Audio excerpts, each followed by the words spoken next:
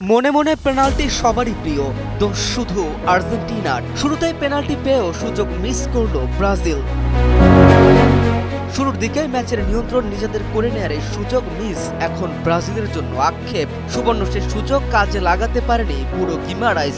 14তম মিনিটে পেনাল্টি থেকে তার নেয়া শট দুর্দান্ত দক্ষতায় ঠেকিয়ে দেন নরওয়ে গোলরক্ষক ওরওয়াইন নিল্যান্ড।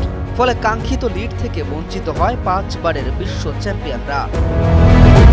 পেনাল্টির ঘটনাটি আসে 11তম মিনিটে। বক্সের ভেতরে বল পেয়ে এগিয়ে যাওয়ার সময় মাতেউস কুনিয়াকে স্লাইডিং ট্যাকেলে থামান ক্রিস্টোফার আয়ের। প্রথমে রেফারি খেলায় এগিয়ে যেতে বললেও পরে ভিআরের পরামর্শে রিপ্লে দেখে সিদ্ধান্ত বদলে ব্রাজিলের পক্ষে পেনাল্টি দেন।